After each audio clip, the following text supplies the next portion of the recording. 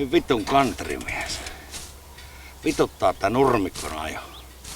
Tää laittaa pellot pakettia ja ostaa nokkauun. Semmosen valkoisen.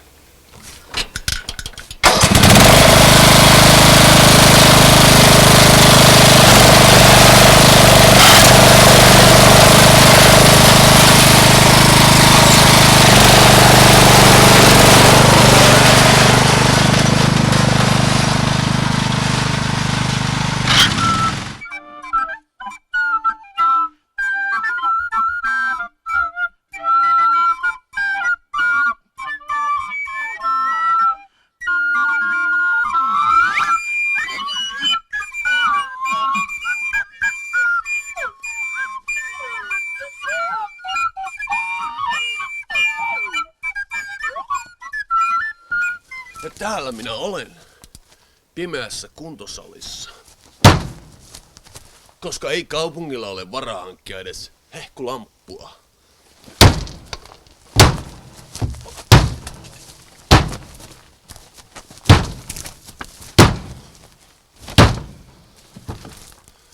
Nurkassa jättiläinen.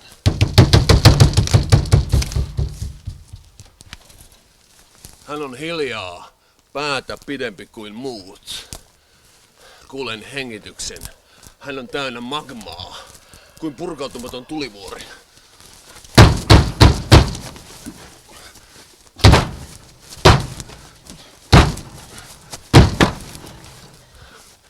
Hän seisoo siellä.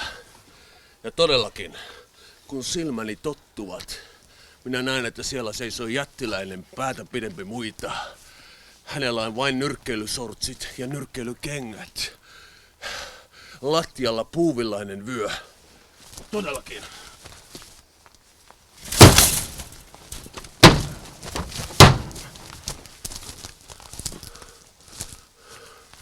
Kun silmäni tottuvat, alan kuulla ääntä vierestäni. Se on hänen vammainen vähäisempi veljensä. Hän on ottanut huumetta. Sellaista täällä lähiössä on. Sellaista täällä lähiössä on ihan oikeasti.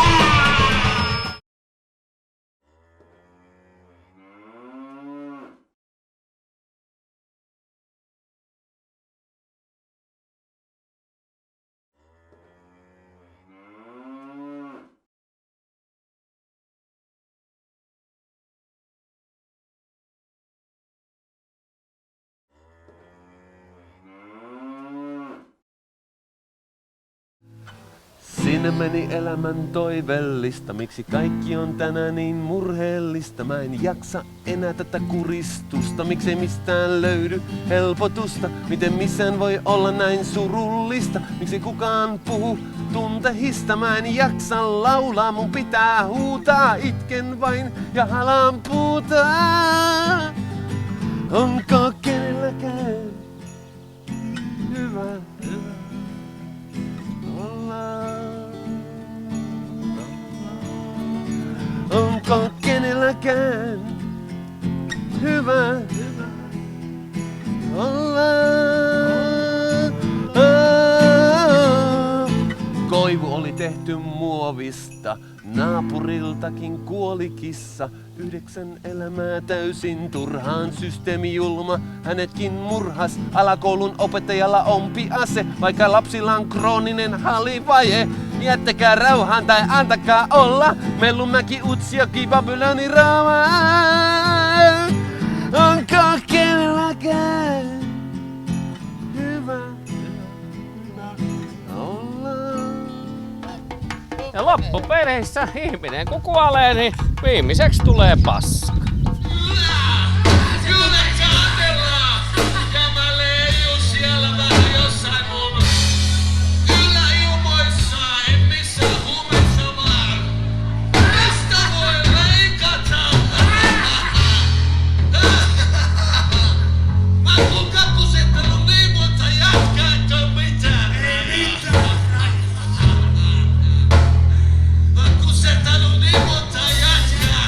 It's a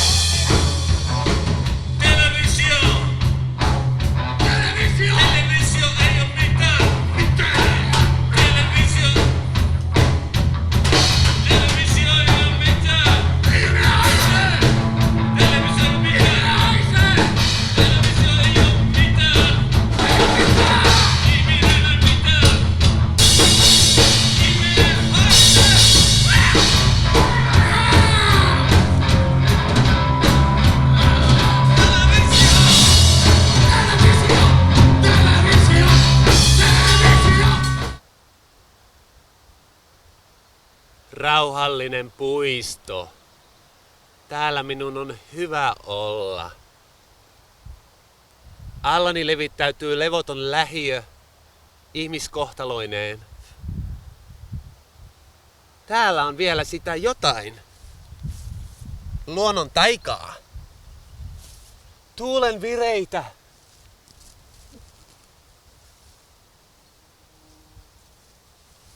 Huokaan syvään.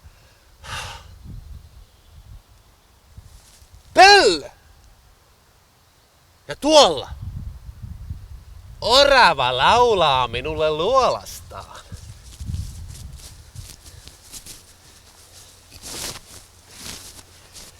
Ja tuolla. Hirvi! Hirvi on tekemässä pesää romuauton takakonttiin. Kolistelee siellä ja järjestelee asioita mieleisekseen. Kolistelee siellä ja järjestelee asioita mieleisekseen.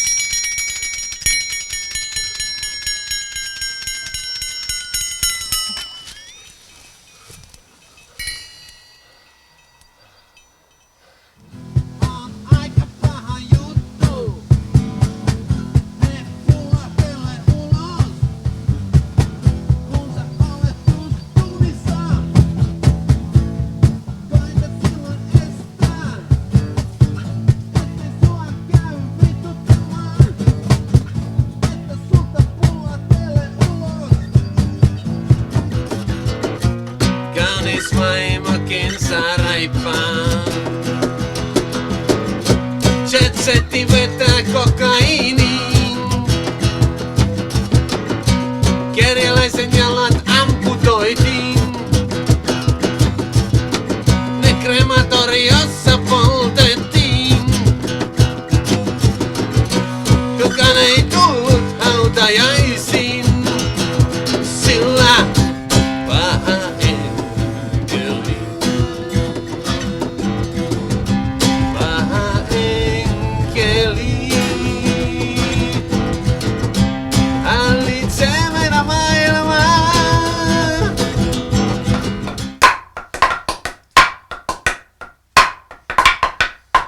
Myllynkkivi huusi pellossa yksin, ärräpäitä ja hullun mölinää. Kirkolla kuunneltiin, näin jonkun kaulasta peltoon se tippui vuosia sitten, ei kuka muista. Tarinoita kerrottiin, minä matalana makasin maassa ja itkin elämä kun kirmasi kiinnalta pitkin. Suutelin savista hautaani siellä, itseäni säälin ja häpeää kertasin.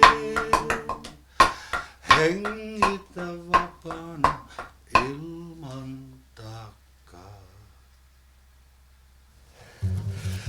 Tää lasten leikkiä. Minun leikkini ovat ohi. Ja tuolta takavasemmalta huutaa metro alikulkutunnelin tuolta puolen kuin manaten. Leipäjono! Leipäjono! Tuuli tuo märän koiran hajun. Siellä haisevat miehet takeissaan äläpäin. He kantavat nöyrinä kotiin valkoista muovikassia, jossa vaaleä vehnäleipä, kevaalia, kahvipaketti ja juusto. Idam! Idam! Idam! Lähestyn torritaloa, mutta menen sen ohi. Niin, että ihoni viistää! Ja raapiutuu siihen, niitä vereni valuu tornitalon sisään!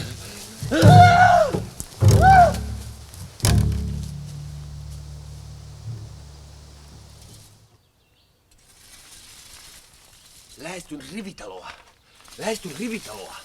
Valkoinen lautaita, sen takaa iloiset kasvot, pyöreä naama ja käden heilautus. Kotiäiti on laittanut keltaisia ja sinisiä orvokkeja kasvamaan vielä jäiseen maahan, kuolemaan. Sen hän tajuaa ja pääsee itku.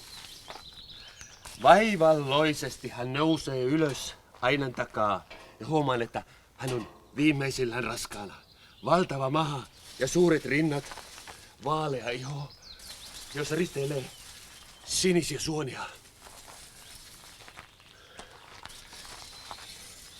Minä istuudun alas ja hän painaa päätäni, olkapäätäni vasten ja sanoo: voi hyvä rakas herra tuntematon, minä olen niin yksin. Minun mieheni on aina töissä. Hän ajattelee vain rahaa ja elintasoa.